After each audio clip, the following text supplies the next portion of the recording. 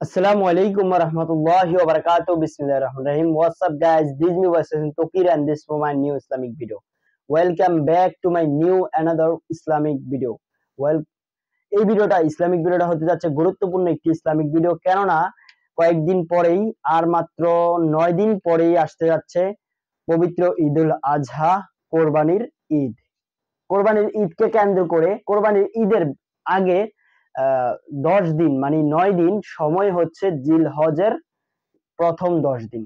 এই জিলহজের প্রথম 10 দিনকে কেন্দ্র করে অনেক গুরুত্বপূর্ণ হাদিস এবং কি কোরআনে বর্ণিত কিছু গুরুত্বপূর্ণ আমল ও দিক নির্দেশনা আমাদের জন্য এসেছে।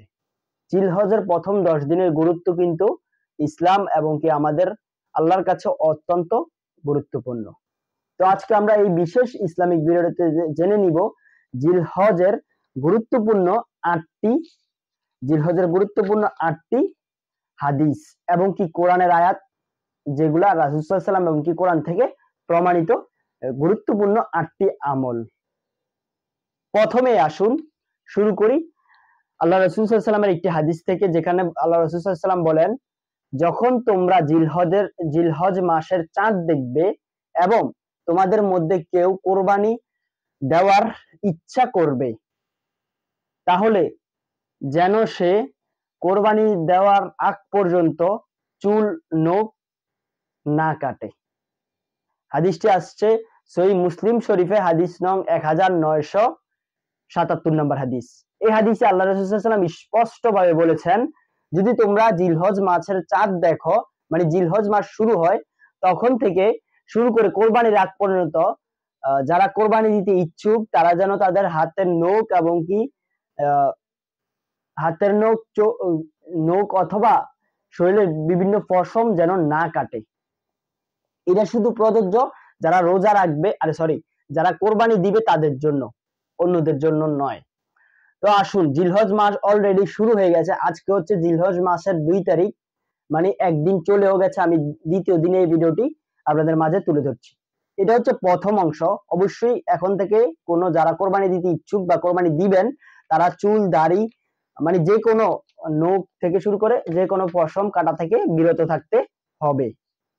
এবার আসুন মূল আমলের কাছে, কোন গুরুত্বপূর্ণ আমলগুলো আমরা এই জিলহজ মাসে করতে পারি সেগুলো রাসূল সাল্লাল্লাহু আলাইহি ওয়াসাল্লামের হাদিস থেকে জেনে নেই। আরেকটি হাদিসে বিশেষ করে আল্লাহ রাসূল সাল্লাল্লাহু আলাইহি ওয়াসাল্লাম বলেন, আল্লাহর নিকট এমন কোনো দিন নেই যেই দিন সৎকর্ম করা জিলহজের প্রথম 10 দিনের চেয়ে অধিক প্রিয়। এই হাদিসটির মানে হচ্ছে, আল্লাহর কাছে এমন কোনো দিন নেই যে দিনে সৎকর্ম জিলহজ মাসের প্রথম 10 দিনের সৎকর্মের চেয়ে অধিক উত্তম, অধিক প্রিয়। এই হাদিসটি শোনার পরে সাহাবীগণ আল্লাহ রাসূল সাল্লাল্লাহু আলাইহি ওয়াসাল্লামকে প্রশ্ন করেন, হে আল্লাহর রাসূল সাল্লাল্লাহু আলাইহি ওয়াসাল্লাম, জিহাদও কি নয়? জিহাদ যেটা নিজে আল্লাহর রাস্তায় যুদ্ধ করা, আল্লাহর রাস্তায় প্রাণ দেওয়া। রাসূল সাল্লাল্লাহু আলাইহি ওয়াসাল্লাম বলেন, তারপর রাসূল সাল্লাল্লাহু আলাইহি ওয়াসাল্লাম বলেন, হ্যাঁ, জিহাদও নয়, মানে জিহাদও এত উত্তম না যতটুকু উত্তম জিলহজ মাসের প্রথম 10 দিন ইবাদত করা, সৎকর্ম করা। তারপরে এটা আবার বলেছেন, তবে ওই ব্যক্তি ব্যতীত যে নিজের জান ও মাল নিয়ে বের হয় কিন্তু ফিরে আসে কিন্তু কিছু না নিয়ে ফিরে আসে, যে আল্লাহর রাস্তায় জিহাদ করার উদ্দেশ্যে জান ও মাল নিয়ে বের হয় তবে ফিরে আসে খালি হাতে, সে ব্যক্তি ব্যতীত, শুধু সে একটু উত্তম। এই হাদিসটি আছে হাদিসে কুরসি এবং কি বিশিষ্ট একটি হাদিসের গ্রন্থ সহিহ বুখারী শরীফের হাদিস 969 নম্বর হাদিস। এটা হচ্ছে প্রথম আমল, জিলহজের প্রথম 10 দিন আমরা বেশি বেশি সৎকর্ম করব, ভালো কাজ করব, ইবাদত করব। দ্বিতীয় আরেকটি আল্লাহ রাসূল সাল্লাল্লাহু আলাইহি ওয়াসাল্লাম বলেন, তোমরা এই দিনগুলোতে অধিক পরিমাণে তাসবিহ, তাহলিম, তাহমিদ, তাকবীর বলো। তাসবিহ, তাহলিম, তাকবীর, তাশরিম বলো। এর অর্থ হচ্ছে তাকবীর, তাহলিম, তাশরিম এগুলা হচ্ছে সুবহানাল্লাহ, আলহামদুলিল্লাহ, লা ইলাহা ইল্লাল্লাহ, আল্লাহু আকবার। মানে এক কথায় আল্লাহ রাসূল সাল্লাল্লাহু আলাইহি ওয়াসাল্লাম বলেন, তোমরা তাকবীর দাও, জিকির করো। এই হাদিসটি আসছে সুনানে আবু দাউদ শরীফ, মুসনাদে আহমদে আসছে হাদিসে কুরসি 5000, হাদিস নং 5400 46 নাম্বার হাদিস। এটা হচ্ছে জিকির করার কথা বলা হয়েছে। তৃতীয় নাম্বারে যে আমলটি আমরা করতে পারি, রাসূল সাল্লাল্লাহু আলাইহি ওয়াসাল্লাম বলেন আরাফার দিনে রোজা পালন, সরি এর আগে আরেকটি গুরুত্বপূর্ণ হচ্ছে প্রথম 10 দিন, জিলহজ মাসের প্রথম 10 দিন রোজা রাখা কিন্তু গুরুত্বপূর্ণ, এমনকি বেশি পরিমাণে আমলযোগ্য। এবং কি তার চেয়ে বড় কথা হচ্ছে জিলহজের আরাফার দিনকে কেন্দ্র করে আল্লাহ রাসূল সাল্লাল্লাহু আলাইহি ওয়াসাল্লাম একটি হাদিস বর্ণনা করেন। সেটি হচ্ছে রাসূল সাল্লাল্লাহু আলাইহি ওয়াসাল্লাম বলেন আরাফার দিনে রোজা পালন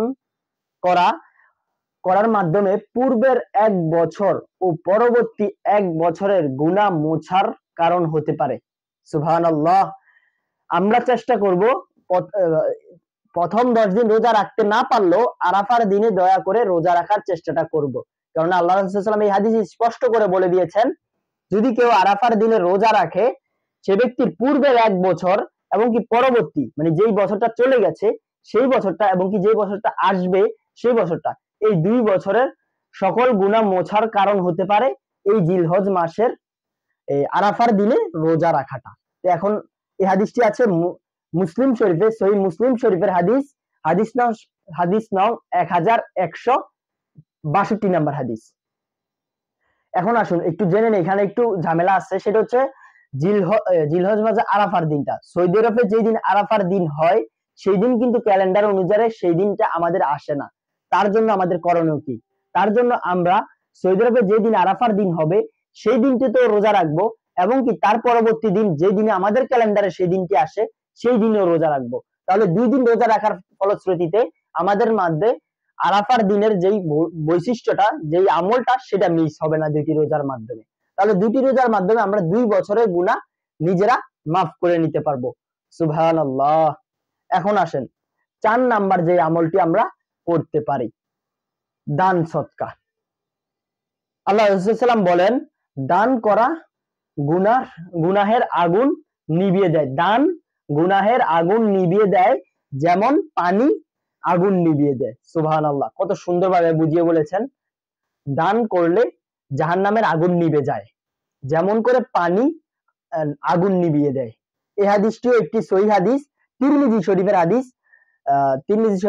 হাদিস নং 2616 নাম্বার হাদিস। 5 নম্বরে আমরা যে কাজটি করতে পারি, তওবা ও ইস্তেগফার। তওবা ও ইস্তেগফার হচ্ছে গুরুত্বপূর্ণ একটি আমল। কারণ সূরা আন-নূরের মধ্যে 31 নম্বর আয়াতে আল্লাহ সুবহানাহু ওয়া তাআলা বলেন, হে মুমিনগণ, তোমরা সবাই আল্লাহর দিকে তাওবা করো যাতে তোমরা সফল হও। আল্লাহ সুবহানাহু ওয়া তাআলা সূরা নূরের 31 নম্বর আয়াতে বলেন, হে মুমিনগণ, সকল মুমিনদেরকে লক্ষ্য করে বলেন, তোমরা সবাই আল্লাহর নিকট তাওবা করো যাতে তোমরা সফল হতে পারো। তো এই জন্যই আমরা এই 10 দিন, প্রথম 10 দিন তাওবা ও ইস্তেগফার করতে পারি। 6 নম্বরে আমরা যে ইবাদতটি করতে পারি, এই ইবাদত সম্পর্কে একজন বিশিষ্ট আলেমে দ্বীন যিনি বিভিন্ন কিতাব লিখেছেন, তিনি তার এই পরামর্শটি দিয়েছেন। সেই আলেমটির নাম হচ্ছে ইবনু আবি আদ-দুনিয়া।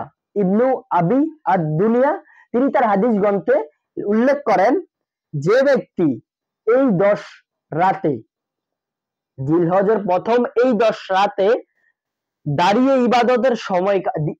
ইবাদতের সময় কাটায়, সে ব্যক্তি এমন লোকদের মতো যারা সবে কদরে ইবাদত করে। তিনি এই 10 দিনের রাতের মানে কিয়ামুল লাইল মানে তারাবির যেটাকে তাহাজ্জুদের নামাজ আমরা বলে থাকি অথবা কিয়ামুল লাইল, যে ব্যক্তি কিয়ামুল লাইল পড়বে, তাহাজ্জুদের নামাজ পড়বে, সে ব্যক্তির আমলটা সবে কদরের আমলের সাথে এই আলেম তুলনা করেছেন, যেটা একটি আলেমের পরামর্শ। এখন আসুন 7 নম্বরে আমরা কি করতে পারি। 7 নম্বরে হচ্ছে সর্বশেষ ও শেষ ধাপ, সেটি হচ্ছে আল্লাহ রাসূল সাল্লাল্লাহু আলাইহি ওয়াসাল্লাম বলেন, যে ব্যক্তি কোরবানি করার সামর্থ্য রাখে অথচ কোরবানি করে না, সে যেন আমাদের ঈদগাহে না আসে। এই হাদিসটি অত্যন্ত ভয়ঙ্কর একটি হাদিস, যেটি আছে ইবনে মাজাহ শরীফে, হাদিস নং 3123 নম্বর হাদিস। এই হাদিসটির গভীরতা একটু লক্ষ্য করুন। আল্লাহ রাসূল সাল্লাল্লাহু আলাইহি ওয়াসাল্লাম বলেন, যে ব্যক্তি কোরবানি করার সামর্থ্য রাখে অথচ কোরবানি করে না সে যেন আমাদের ঈদগায় না আসে। এর দ্বারা এটা বোঝানো হয়েছে যেন যারাই কোরবানি করার সামর্থ্য রাখে সেই যেন কোরবানি করে, আর যদি সে কোরবানি না করে তাহলে সে যেন ঈদের দিন ঈদগায় প্রবেশ না করে, না আসে। স্পষ্ট ভাষায় আল্লাহ রাসূল সাল্লাল্লাহু আলাইহি ওয়াসাল্লাম এই কথাটি বলে দিয়েছেন। তো তার মানে আমরা ৮ নাম্বার ইবাদতটি করতে পারি কোরবানি করে। তো আসুন সংক্ষেপে সবগুলা ডিটেলসে বলে দিই কোন কোন ইবাদত করতে পারি। সর্বপ্রথম ১ নাম্বার আমল হচ্ছে চাঁদ দেখার পরে চুল এবং কি নখ অথবা শরীরের অন্যান্য পশম কাটা থেকে বিরত থাকা কোরবানি করার আগ পর্যন্ত, যারা কোরবানি করবে শুধু তাদের জন্য। দ্বিতীয় নাম্বার হচ্ছে এই প্রথম 10 দিন, জিলহজের প্রথম 10 দিন বেশি বেশি করে সৎকর্ম করা, কেননা এই সৎকর্ম করা আল্লাহর কাছে অধিক প্রিয়।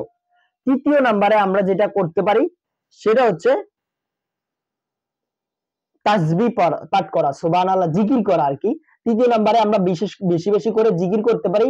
চতুর্থ নাম্বারে আমরা আরাফার দিনে রোজা রাখতে পারি, অথবা অথবা এই মাসের প্রথম 10 দিন যে কোনো সময় রোজা রাখা, এমনকি বিশেষ করে আরাফার দিনে রোজা রাখা। পঞ্চম নাম্বারে আমরা যে কাজটি করতে পারি সেটা হচ্ছে দান সদকা করা। ষষ্ঠ নাম্বারে তওবা ইস্তেগফার করা। সপ্তম নাম্বারে কিয়ামুল লাইল মানে রাতের সালাত আদায় করা, তাহাজ্জুদের নামাজ পড়া। অষ্টম নাম্বারের শেষে আমরা কোরবানি করব। এভাবে করে আমরা জিলহজের প্রথম 10 দিনে এই 8টি বিশেষ আমল, যেগুলো আমি তুলে ধরলাম হাদিস ও কোরআনের রেফারেন্স থেকে, এই আমলগুলো করে আমরা আমাদের জীবনের গুনাহগাতা মাফ করে নিতে পারি, আল্লাহর প্রিয় বান্দা হতে পারি। আশা করি এই হাদিসের রেফারেন্স সহ এই 8টি গুরুত্বপূর্ণ আমল আপনাদের মাঝে তুলে ধরতে পেরেছি। সেজন্য যারা এই ভিডিওটি দেখেছেন ধন্যবাদ, ভালো থাকুন, এবং কি এই ইসলামিক ভিডিওটি শেয়ার করে অন্যদের দেখার সুবিধা করে দিন, যাতে আপনাদের সাদকায়ে জারিয়া হিসেবে নেক আমল যুক্ত হতে থাকে। আল্লাহ হাফেজ, বাই, আসসালামু আলাইকুম ওয়া বারাকাতুহু।